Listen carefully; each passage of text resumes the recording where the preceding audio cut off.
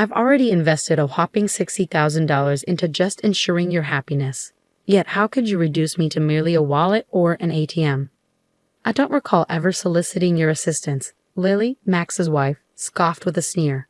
Why don't you try halting the payments if you're so bothered? After all, I'm quite the big shot. I can easily handle it myself, added Max, his tone equally dismissive. Even Max, my eldest son whom I've raised, behaves in this manner. After coercing me into covering the expenses for a $20,000 engagement party and a $40,000 wedding, they have the audacity to treat me like this. They only see me as a cash cow. I must have made a mistake in raising my son. I'll never allow them to push me around again. I've heard you loud and clear, responded Chloe. Are you sure about that? You know we won't let you see your grandchild, right? Max threatened. You don't have to. I'd be more than happy to cease the payments, Chloe retorted. From that point on, Max and Lily experienced a swift downfall. They had been treating Chloe like a money tree. My name is Chloe. I'm 56 years old. I've been struggling alone ever since my husband passed away 12 years ago. Between my job and raising my 2 children, I've always had my hands full. I'm currently an executive at a decent company, which I've been with since before I got married. To the outside world, I guess you could call me a career woman. The children, who were high schoolers when my husband died, have now graduated college and are working. So I'm a bit relieved. I just wish they'd settle down and start their own families soon. While contemplating these thoughts, Chloe lived alone comfortably in the condominium that she used to share with her children. Then, one day, Max called her, saying, I want to introduce you to a woman I'm thinking of marrying. Delighted, Chloe agreed. Max, who turns 28 this year, works for a large corporation as a salesman. Although he has been a bit of a playboy, it seemed like he was finally settling down. On the day he was to bring the woman he was planning to marry, Max said, Mom, long time no see. This is my fiancée, Lily. Lily was a receptionist at the company where Max worked. She was strikingly beautiful, and Chloe felt proud of her son for finding someone like her. Oh, congratulations to you both. I'm here to support your happiness, Chloe beamed. As their conversation progressed, the topic of the engagement party arose. We're planning to have an engagement party soon. I need to start preparations. Mom, could you cover the $20,000 cost for the engagement party? I was taken aback. I had assumed the average cost to be around $10,000. However, seeing their joyful expressions, I couldn't bring myself to refuse and agreed. Of course, it's a joyous occasion, I thought to myself. Later, my eldest daughter Mia came to visit.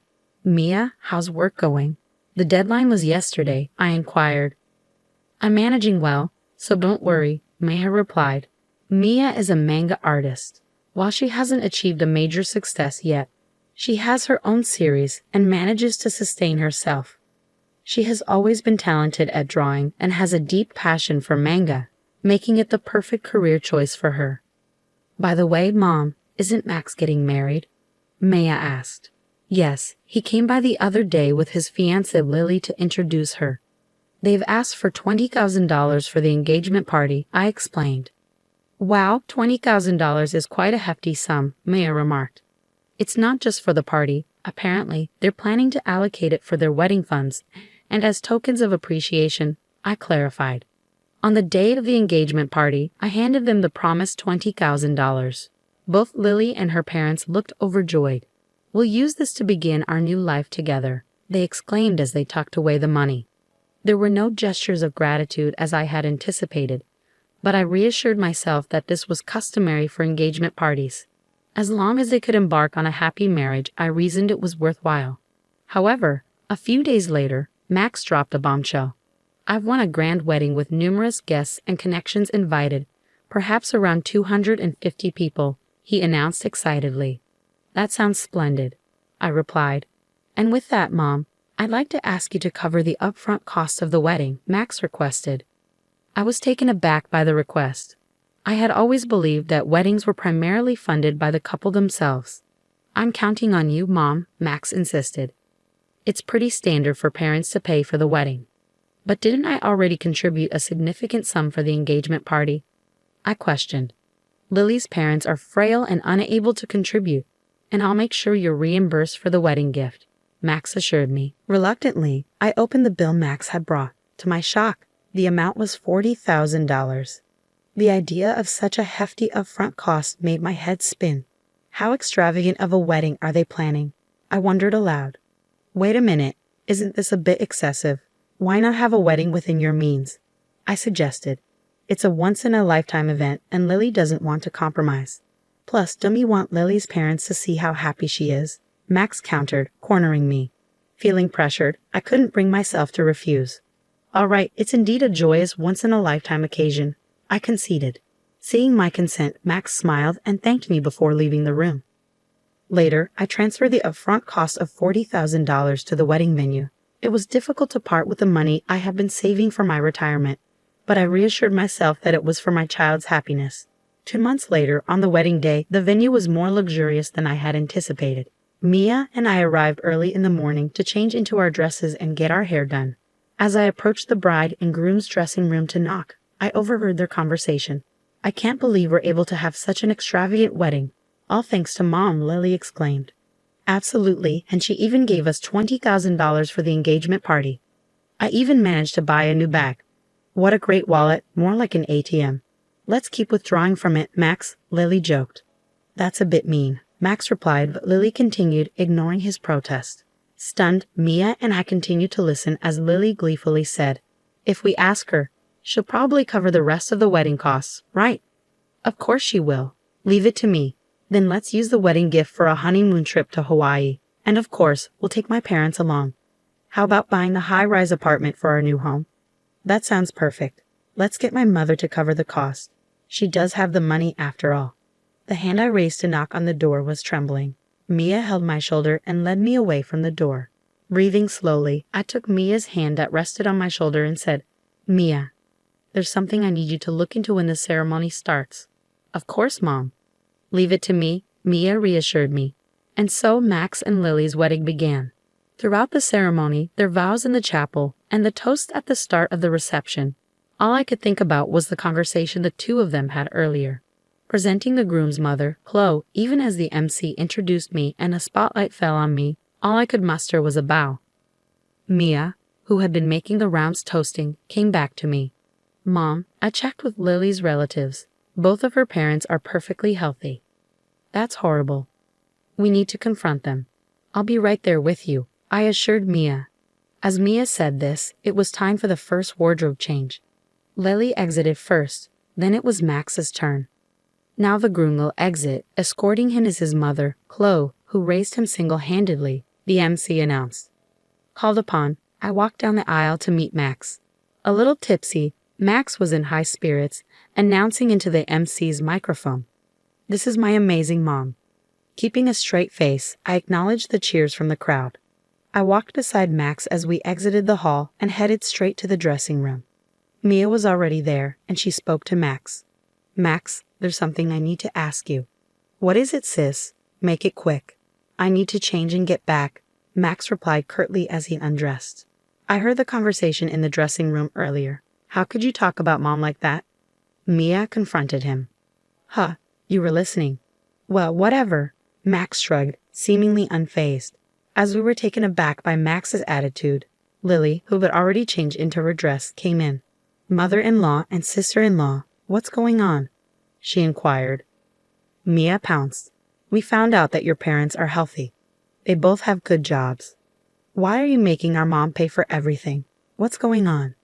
What is this, some kind of sister-in-law bullying? Lily retorted, appearing shocked. My patience snapped at her mocking attitude. I've already paid $60,000, hoping for your happiness. And yet you treat people like their wallets, ATMs. What kind of language is that? I exclaimed. Hearing this, Lily laughed as if it was a joke, acting all high and mighty, for such a small sum. We're not in your debt. Besides, it's normal for the groom's parents to pay for the wedding, right? But you lied about your parents being ill to buy a new bag, Mia pointed out. Oh, you were eavesdropping? That's a terrible hobby, Lily scoffed.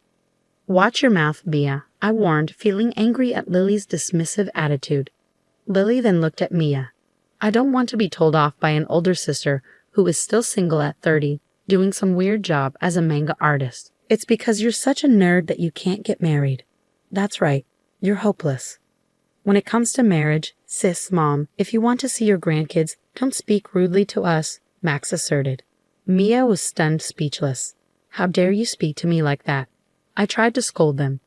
But Max laughed and responded, if you're going to talk like that, try stopping the payments. After all, I'm in a light. I can easily handle it. Well, it'll be a shame to lose the cash cow, Lily chimed in. I had already paid $20,000 for the engagement party and $40,000 for the wedding. And this is how they repay me. No gratitude, only cruelty. I must have gone wrong somewhere in raising my son. I'd had enough. I wouldn't be manipulated by them anymore. I've heard all you have to say. Are you sure about that? If you don't listen to us, you won't see your grandchild. Max threatened. But I firmly responded, that's fine. You don't need to bring him over.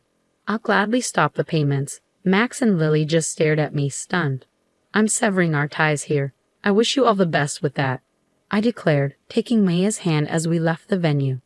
The joyous noise of the reception was still audible as we departed. A month later, as Mia and I were enjoying some tea at home, the intercom rang with a shrill tone. Oh, Mom, it's Max. What should we do? Maya asked. Let him in, dear, I replied. Max, whom I hadn't seen in a month, looked remarkably worn and tired. Why the sudden visit, Max? I inquired. Mom, you must have received the bill for the wedding venue by now. Why haven't you paid? Max asked. Huh? Oh, the bill for the remaining balance. It was $45,000, right? It arrived, but I have no obligation to pay it, I stated firmly. Don't be like that. In the end, we didn't receive many wedding gifts and couldn't pay the bill, so now we're in debt, Max confessed. At that, Mia laughed and commented, from what I overheard at the wedding. It seems you two have quite a bad reputation. You, Max, have been throwing your weight around at work, doing haphazard jobs, and Lily, you've been putting down other women, flaunting your looks in marriage. I can see why people wouldn't want to give wedding gifts to people like you, Max retorted sharply. Hey sis, stay out of this, I interjected, feeling a sense of frustration. It's not just me you haven't been considerate of, it's everyone around you. The wedding expenses are your own doing. Please pay them yourselves, I pleaded. Mom, I'm in a bind here. Lily can't control her spending, and even her parents have started to take advantage of me. Lily's love of money isn't exactly a new revelation, Mom. Plus, having seen Lily, I can easily imagine her parents behaving the same way. Please, Mom, think about helping us. Give us some money, Max begged desperately. To Max's desperate plea, I sternly replied, you were the one who said, I'm in a light. It'll be a piece of cake, and told me to stop making payments, weren't you? And didn't you say that we were severing our ties? I have no obligation to give you any more money. Mom, don't call me Mom. I don't want to be called that by someone who has only ever seen me as a cash cow. To be honest, I'd like you to repay me for the wedding and the engagement party, but I'll write it off as a settlement payment. Now please leave. Max, who had looked shocked, now had a malicious look on his face. Hey, are you really okay with this, Mom? Cutting ties with us like that? How will you spend your old age without a husband? Don't you want to see your grandchild? He pressed. Before I could respond, Mia intervened. Don't worry about that. I will be by Mom's side. And what can an unsuccessful comic artist like you do? You can't even have children, she taunted. Shut up, Max. I finally snapped, feeling the anger boil inside me. Max was frothing at the mouth with anger. Ah, so scary. Sure, you mock me as a failed manga artist or an otaku. Yet my manga was among the top-selling shoujo manga this year. Did you know it's set to be turned into an anime and a movie next year? Safe to say I'm in a much better financial state than you and your debts, Mia revealed confidently. At this point, Max noticed something. Hey sis, that thing. This, he pointed to Mia's left hand. Oh, you noticed. Yes, that's what's happening. Mia smiled as she flashed the ring on her left ring finger. I'm getting married to my editor. He's a big shot at a major publishing house, a real high flyer. So we can take care of Mom. We don't need you anyway. We never intended to have our children care for us. Thanks, Mia. We're having a wedding, but we'll handle everything ourselves. We'll invite Mom, Max, but you don't need to come, Mia declared confidently, leaving Max stunned. I said, "Did you get it now?" "Never bother us again," I declared firmly, pushing Max towards the front door along with Mia. "Please." "Mom, and you too, sis," Max pleaded. But before he could finish, something came to mind. "What are you going to give us, money?" Max asked eagerly. Upon hearing this, I turned to him with a stern expression. "That director at your wedding. Turns out, I didn't know, but he's a client of my company. It seems you're hiring, and all your undeserved privileges were out of consideration for me." I told him to stop that though. "What, you didn't hear about this? Stop it. Please handle it on your own now." "Goodbye," I said firmly as Mia and I pushed Max outside and firmly locked the door. Max made a fuss outside, but after ignoring him for a while, it became quiet. A year passed since then. Right after that incident, I sold the house to avoid Max and Lily's visit and bought an apartment with elderly services for my old age. According to a neighbor from my condo, Max and Lily showed up and created a scene, asking why I wasn't there.